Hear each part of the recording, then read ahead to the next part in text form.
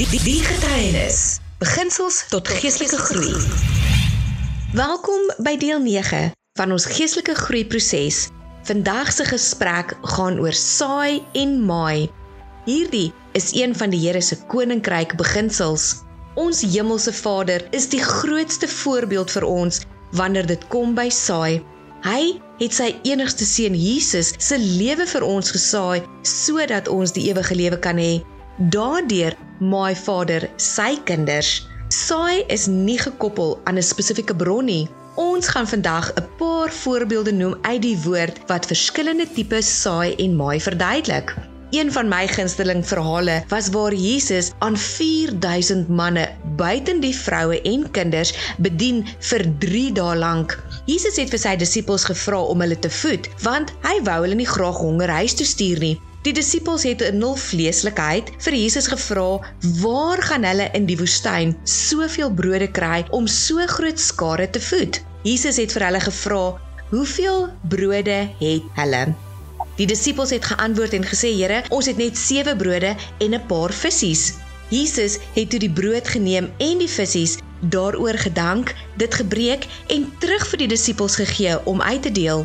Die hele skare, 4000 manne met hul vroue en kinders het geëet totdat hulle versadig geword het. Na die tyd het die disippels oorskot opgetel en 7 mandjies volgemaak. Kom ek breek gou hierdie verhaal op. Die eerste vraag is, wat het die disippels gehad om aan die koninkryk van God te saai? Op die oomblik het hulle net 7 brode en 2 visse gehad. Nie visse nie, visse. So menslik gesproke was dit way te min om so groot skare te voed. Die disippels het ook die tekort gesien, omdat hulle juis vir Jesus gevra het, waar gaan hulle so baie brode in die woestyn vind om so baie mense te voed? Tweedens, Jesus leer die disippels 'n baie belangrike konsep hier. Hy het die brode en visse geneem, hy het daaroor gedank en toe dit gebreek. Jesus het eers oor dit wat gesaai gaan word gedank en die oomblik toe hy dit breek, het die saad nie opgehou nie. Die vloek en die tekort waaraan die disippels vasgestaar was, het gebreek en dit het vermenigvuldig die oomblik toe dit uitgedeel word. Derdens, omdat die disippels hulle enigste brode en visse gesaai het, het hulle 7 mandjies vol terug ontvang. Meer as wat hulle aan die begin gesaai het. So basies het hulle 7 keer meer gemaai as wat hulle gesaai het. Hoeveel keer hou ons eerder terug omdat ons soos die disippels vaskyk aan die tekort? Maar as ons hierdie beginsels ken, sal die kinders van die Here meer geseënd wees as wat ons onsself nou in bevind. Ons kyk te veel na ons bankrekening en sien die tekort of na die wêreldse ekonomie en bekommer ons hoe ons dit gaan maak. Ek en Pieter sê gereeld dat ons nie gebonde is aan hierdie wêreldse stelsel nie. Dankie tog daarvoor, van die hemelse koninkryk is daar meer as genoeg. Daar is nie 'n tekort nie.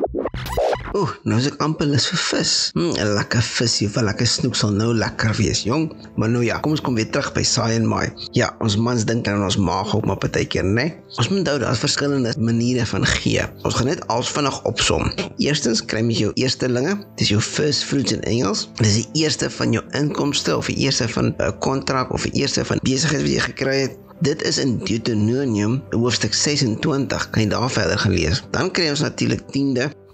En dit is 'n verskriklike onderwerp om oor te praat partykeer, maar ons sal later oor dit gesels. Vir nou as jy wil gaan kyk, wat is tiende? Begin met waar het begin het. Het begin met Abraham, toe hy 'n tiende van Melchisedek gegee het in Genesis hoofstuk 14. Dan die derde een is jou offergawe. Nou offergawe is uit 'n dankbare hart. Wanneer jy jou offerande gee vir iemand of vir die kerk, dis alles uit dankbaarheid. Dis om vir Here te sê dankie vir wat hy vir die week vir jou gedoen het. En jy kan verder gaan lees daaroor in Lukas hoofstuk 21 van die ryk man en die weduwee. So daar sê ook leer, het gaan nie oor die bedrag van die geld wat jy offer nie. Het gaan oor jou hartsintensie. Dan vandag, die 4de punt is saai. Nou, daar is weer 4 verskillende opsies onder saai ook, maar kom ons hou dit net kort vir hierdie episodes. So die eerste gedeelte wat jy kry is uit liefdadigheid. Wanneer jy saai aan die man langs die pad. Dit staan weer in Matteus 6 vers 3. So Matteus 6 vers 3 sê, maar as jy lief liefdadigheid bewys. Sien, daar is die liefdadige saai. Laat jou linkerhand nie weet wat jou regterhand doen nie. Dit is baie belangrik. Wanneer ons saai uit liefdadigheid, moet ons nie vir die persoon langs ons sê, of om ons sê, of sê ons nou vir daai mense kosse gee, of daai mense dit gedoen nie. Nee, dit is absoluut tussen jou en die Here. Dan Matteus 7 vers 6. Moenie wat heilig is aan die honde gee nie, en gooi nie julle parels voor die varke nie, sodat hulle nie julle miskien met hulle pote vertrap en omdraai en julle verskeur nie. So is ook baie belangrik aan wie jy saai. En dan by die persoon langs die pad, vra vir Heilige Gees, moet jy vir die persoon ietsie gee, of moet jy partykeer net vir die persoon dalk 'n woord gee? Dalk net vir hom sê, of die vrou sê, Jesus het jou lief. Maar hulle sien baie keer Jesus se liefde wanneer ons iets vir hulle gee, soos kos of geld of wat ook al. Net 'n bietjie tyd te spandeer, vra, hoe is jou dag vandag? Hoe gaan dit vandag? Net daai tyd te gee, maak ook 'n verskil. Dan kom die beste ene. Die langtermynbelegging. Matteus 19 vers 21 sê, Jesus antwoord hom, as jy volmaak wil wees, gaan verkoop jou goed en gee dit aan die armes en jy sal 'n skat in die hemel hê. Kom hier en volg my. So daar is, wanneer ons ook saai, belê ons eintlik skatte in die hemel. Wow, dit is nou langtermynbelegging daai op sy beste. Dan kyk ons, die volgende saai is uit gehoorsaamheid. En 2 Korintiërs 9 vers 6 sê, maar dink daaraan, wie spaarsamiglik saai, sal ook spaarsamiglik maai. En wie volop saai, sal ook volop maai. Weet, en dis waar jy partykeer die einde saai kry. Wanneer jy 'n opdrag kry om iets groots te saai. Weet jy, dis partykeer moeilik, maar weer eens, dis jou hart. Is jy bereid om gehoorsaam te wees? Al is dit hoe moeilik. Ons moes al partykeer klein goedjies gesaai het en partykeer groot goeders gesaai het. En daai seer saai is partykeer die seerste, maar is partykeer die grootste wonderwerk. Maar net wanneer Heilige Gees jou lei om dit te doen. Nou die vraag is dan, maar hoe maai jy dan? Dit gaan alles oor, hoekom saai jy? Saai jy net met die doel om te maai? Of saai jy uit gehoorsaamheid? Saai jy uit 'n dankbare hart uit? So dit gaan alles oor jou hart. Wat is jou hart se intensie? Wanneer ons saai, weet ons gaan maai, maar ons fokus moet op die maai wees. Ons fokus moet wees op dit wat ons saai, uit 'n dankbaarheid, en dit moet op goeie grond val natuurlik ook. En soos 'n boer kan nie gaan mielies plant op land wat nie vrugbaar is nie. Hy wil graag sy mielies gaan plant op 'n vrugbare grond. Dan weet hy, die oes gaan die beste wees. Ons het al baie keer gevalle gekry waar ons 'n bedrag ingekry het en net daarna sê Heilige Gees, ons moet daai hele bedrag net so saai weer. En dis beteken die seer saai. Maar ons moet besef dat ons is die hemelse afleweringsdiens. En dit was so wonderlik om dit te besef, dat wanneer ons geld of iets of kos of meubels of wat ook al inkry, en die Here sê ons moet dit dadelik weer saai en aan iemand anderste, moet ons eintlik net dankbaar wees dat ons die hemelse afleweringsmeganisme is. Ons is deel van 'n hemelse koninkryk en daarom is ons die afleweringsdienste ook. Hoe wonderlik om te dink dat die koning van die konings gebruik jou om 'n boodskap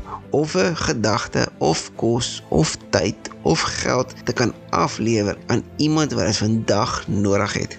Ek wil jou graag aanmoedig. Ek wil jou eintlik uitdaag die week. Gaan spesifiek die week. Daar waar jy beweeg. Sê Here, wat wil U moet ek vandag aflewer by iemand? Is dit dalk net 'n glimlag? Is dit dalk net 'n boodskap, 'n bemoedigende boodskap of kos of geld? Ek wil jou uitdaag. Vra vir die Here en hy gaan vir jou lei. Dan wanneer ons saai en jy ontvang nie altyd wat jy gesaai het nie, hou net aan saai. Wees jy net gehoorsaam en wees net dankbaar dat jy kan saai, want ons oes op die regte tyd. Galasiërs 6 vers 9 sê, en laat ons nie moeg word om goed te doen nie, want op die regte tyd sal ons maai as ons nie verslap nie. Ek moet julle net hierdie gedeelte verduidelik, dat julle kan verstaan wat met ons gebeur het. Ons het 'n hele paar jaar, seker so 15, 17 jaar terug, het ek 'n besigheid gehad. Ons het net R400 se vleis gekoop vir die maand. En daai was R400 se vleis, toe 'n groot sakke vol vleis gewees. En die Here sê ons moet daai vleis net so gaan saai vir iemand. Natuurlik moes ek mooi dink, hoor ek reg? Maar toe besef ek, dis wat die Here wil hê ons moet doen. So uit gehoorsaamheid het ons dit gedoen, want toe besef ons dat die mense het nie vleis gehad hier in hulle huis nie. En hier gebruik die Here ons as die afleweringsagent. Omtrent 3-4 jaar later, toe gaan die besigheid swak, alles is swak, finansiële swak, alles net onderdeur. En hier kom vriende na ons toe en hulle sê, hulle voel, hulle moet vir ons vleis kom aflaai. En hulle bestel toe vleis en die invoice kom natuurlik na ons huis toe en is omtrent R400 se vleis en hulle doen seker vir 3-4 maande lank wat elke maand R400 se vleis kom aflaai. Dis moet ek sê, baie keer saai ons, maar ons maai nie altyd nie. Dan net fokus jy net om gehoorsaam te wees en die Here sal die res doen.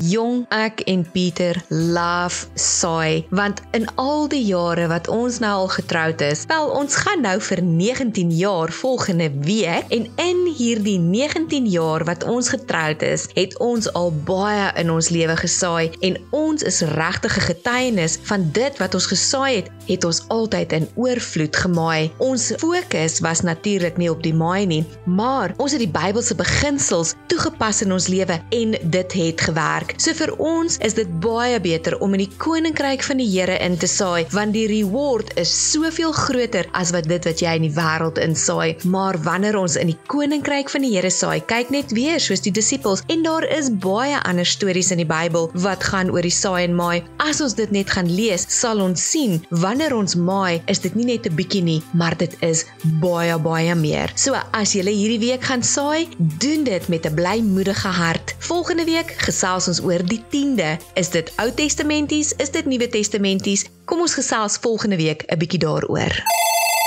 Ons WhatsApp nommer is 0711662178. Hallo? Hallo? 0711662178. Vir getuienisse, gaan na ons webtuiste. Na www.diegetuienis.co.za. Nie uitmis op ons volgende deel nie.